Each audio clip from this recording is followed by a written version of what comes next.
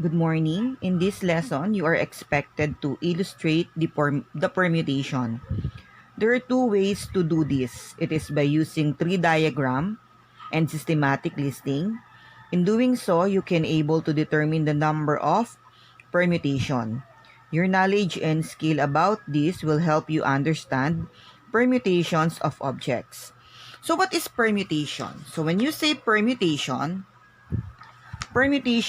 refers to the different possible arrangement of a set of objects.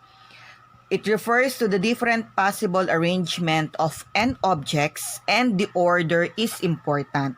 So hindi lang nakalagay dito sa lesson activity sheet na ito, pero yun yung pinaka-importante sa permutation na dapat nyong tandaan. The order of object is important. Okay, this one. Permutation refers to the different possible arrangement of n objects and the order is important. Importante yung pagkakasunod-sunod ng mga bagay na i-arrange ninyo. Okay, so we can also know the number of permutation by assessing your knowledge of the basic counting principles, basic counting technique called the fundamental counting principle. So let's have an example. Okay, so dito sa page 2 ng learning activity sheet ninyo. Suppose you are going to see your friends at Sampaloc Lake because you are going to spend 1 hour bonding with them through biking. Sampaloc Lake is the most popular lake among the 7 lakes in San Pablo City. Many tourists are visiting this place, and biking is one of the most well-liked recreations by teenagers like you. But you have a problem about the suit that you are going to wear. You need to make a decision by choosing among your 5 shirts. So yung 5 shirts mo, merong 5, may iba-ibang kulay. White, blue, red, green, and yellow. So 5 colored shirts. Then you have 3 pants. Yung 3 pantalon mo, meron kang maong pants, short pants, and jogging pants. And then you have 2 rubber shoes. Meron kang isang Adidas at isang Nike. And then you have 4 socks, stripes, polka dots, plain colored black, and checkered one. In how many ways are you going to arrange them in order for you to decide which seems to be the perfect in your taste? So, magdi-decide ka kung ano yung isusuot mo. So, meron kang 5 t-shirt, 3 pantalon, 2 rubber shoes, at 4 na medyas. In how many ways can you arrange them so that you can decide which seems to be the perfect in your taste? So, let us arrange them by using the tree diagram. So, dito sa inyong activity sheet, ito yung tree diagram. So, pag tiningnan ninyo isa-isa yung tree diagram ninyo, ganito yung kalalabasan niya. Let's say this one. So, okay. Okay, so ito na yung tree diagram natin. So, pag sinabi nating tree diagram, isusulat ninyo, parang nagsasanga-sanga siya. Isusulat ninyo yung mga choices ninyo. So, yung first choice natin ay yung choice natin sa t-shirt. So, meron tayo, di bang, 5 t-shirt. Yung isa doon is the white t-shirt. So, ito yung white t-shirt. And then, magsasanga siya. Di ba, meron tayong 3 pantalon. Yung maong, yung short, at yung jogging pants. So, white t-shirt and then maong pants, short pants, and then jogging pants. And then meron kang 2 sapatos, Adidas and Nike. So sa bawat pantalon na yon, magsasanga siya ng tig-2. Tig-2 dun sa sapatos, isang Adidas at isang Nike. Adidas and Nike. Adidas and Nike. And then meron kang 4 na medyas. So bawat sapatos, magsasanga siya ng tig-4 na medyas. So, from Adidas, magsasanga ng 4 dun sa medyas. Stripe, polka dots, plain colored black, and checkered. Then yung Nike, ganun din. Stripes, polka dot, plain, colored, black, checkered. And then ganun din dito, Adidas. Then magsasanga siya sa 4 na medyas, stripe, polka dots, plain, colored, black, checkered. Ganun din sa Nike, hanggang dito sa ilalim na ito. So kaya siya tinawag na tree diagram, nagsasanga-sanga siya. So bibilangin nyo yan kung ilan siya from bawat arrangement. Pagkatapos nyong gawa ng tree diagram yung white na t-shirt, ano yung isusunod ninyo? Isusunod naman ninyo yung blue na t-shirt. Blue t-shirt, and then magsasanga siya ganun din. Maong, shorts, jogging pants. And then bawat pantalon, magsasanga siya ng tigdadalawang sapatos, Adidas, Nike, Adidas, Nike, Adidas, Nike. And then bawat sapatos, magsasanga siya ng tig-4 na medyas. Hanggang sa mabuo nyo lahat ito. Mabuo nyo lahat ito. Yung white na t-shirt, blue na t-shirt, red na t-shirt, green na t-shirt, and then yellow na t-shirt. So this is now the tree diagram. And then bibilangin nyo kung ilan lahat yung nabuo nyong arrangement. Like for example, white t-shirt, maong pants, Adidas, stripe. So that is one arrangement. White t-shirt, maong pants, Adidas, polka dots. That is another arrangement. White t-shirt, maong pants, Adidas, plain colored black. Another arrangement. White t-shirt, maong pants, Adidas, checkered. That is another arrangement. So pag binilang natin lahat yan, there are 120 ways. We can also use the systematic listing. So when you say systematic listing, sinusulat naman ninyo siya. Let's say for example, from here, dito sa ginawa nating unang tree diagram, sulat natin, white t-shirt, maong pants, Adidas, striped socks. And then let's say white t-shirt, maong pants, Adidas, and then polka dots. So isusulat nyo siya lahat. So pag ito example lang to, pag naisulat nyo siya lahat, bibilangin nyo kung ilan. There are 120 ways. So anong napansin nyo pag ginamit natin yung tree diagram and yung systematic listing?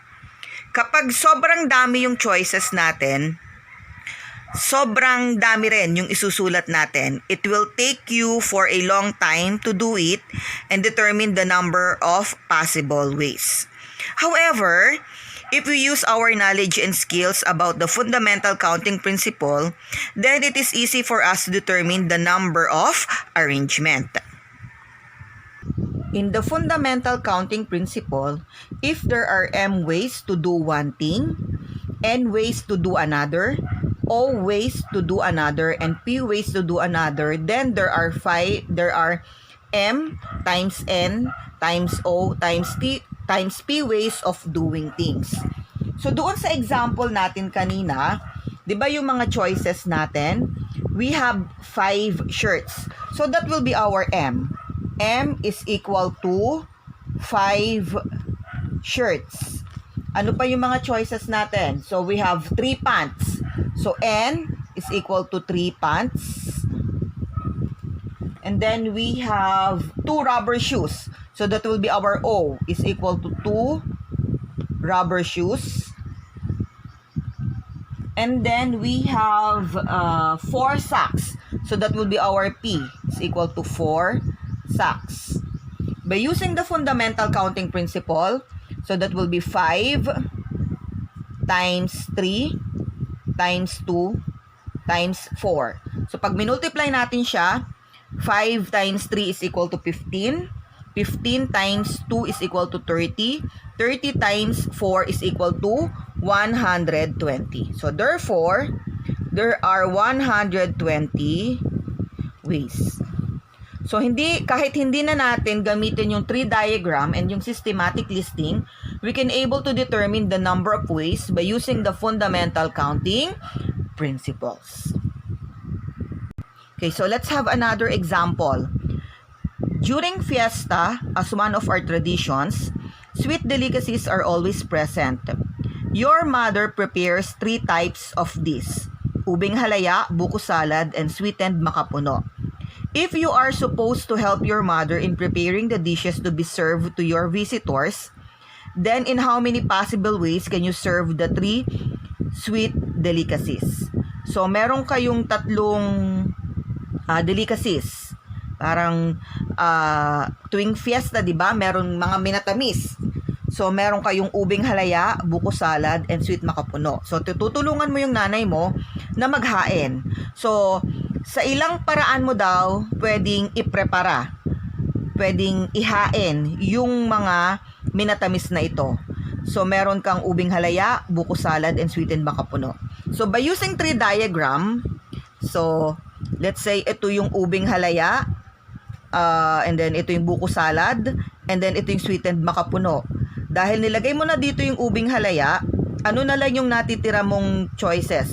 So, ubing halaya, and then pwede mo ditong ilagay yung buko salad, and then yung sweetened makapuno. O di kaya naman, ubing halaya, buko salad, sweetened makapuno, ubing halaya, pwede ditong makapuno, pwedeng buko salad. So, this is the 3 diagram, and this is the systematic listing. So, by using the 3 diagram and the systematic listing, there are 6 possible ways for you to serve the sweet delicacies. By using the fundamental counting principle, gagamitin natin yung fundamental counting principle. So, we have the number of choices. So, meron tayong tatlong choices, di ba? So, ubing halaya, makapuno, at saka buko salad. So, tatlong choices yon. Tatlo yung objects na i-arrange ninyo. So, 1, 2, 3. So, sa unang arrangement, ilan yung number of choices mo? So, meron kang tatlong choices. Yung tatlong minatamis. Ube, buko, makapuno. So, we have here 3 choices. Dahil nagamit mo na yung, let's say for example, nag-arrange ka ng object, inilagay mo na yung isang minatamis, inihain mo na yung ube, let's say yung ube, inihain mo na. Ilan na lang yung natitirang number of choices mo na i-arrange o ihain? Di ba dalawa na lang yung natitira? So 3, so dalawa na lang yung number of choices mo. So let's say, nilagay mo yung ube, ano na lang yung natira? Buko and makapuno. So, 2 choices na lang. Pag nailagay mo na yung isa, ilan na lang yung natitira sa choices mo? Isa na lamang. So, 3, 2, 1. So, yun yung imumultiply ninyo.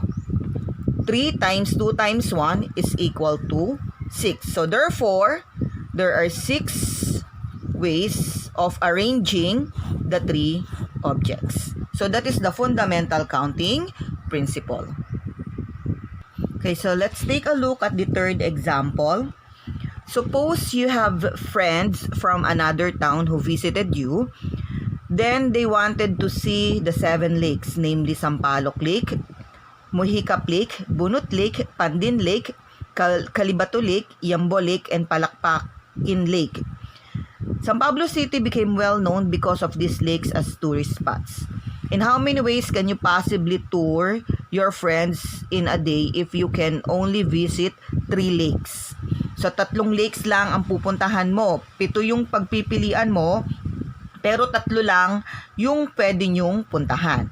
So, bago natin siya isolve, I would like to remind everybody na kapag kayo ay mamamasyal, follow the health protocols of our local city government. So, social distancing, and then dapat naka-face mask and naka-face shield, and then laging may baong hand sanitizer or alcohol. Okay? So, let's solve. So, by using the fundamental counting principle, okay, so kunin natin to. So, we have the fundamental counting principle. So, di ba meron tayong number of choices. So, ilan ba yung pupuntahan natin na lake? 3 lake lamang daw ang pwede nating puntahan sa loob ng isang araw. So, 1, 2, 3. 3 lake lamang daw. So, sa unang lake na pupuntahan ninyo, ilan yung number of choices ninyo? So, ilang lake meron ang San Pablo City na pagpipilian ninyo? So, there are 7 lakes.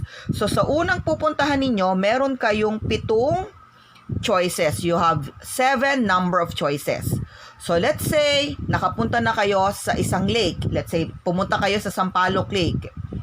Ilan na lamang ang natitira nyong choices doon sa pangalawang lake na pwede nyong puntahan.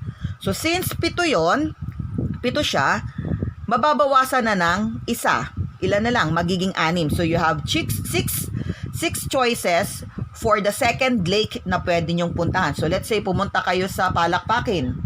So pumunta na kayo sa Sampaloc Lake, nabawasan yung number of choices ninyo, naging 6 na lang, pumunta kayo sa Palakpakin. Sa third lake na pwede nyong puntahan, ilan na lang ang number of choices ninyo? Magiging 5 na lang. So multiply this, 7 times 6 times 5. 7 times 6 is 42, and then 7 times 6 is 42, then 42 times 5 is 210. So, meron ka na lamang 200 possible choices. Possible choices ng mga lakes na pwede mong puntahan. Okay?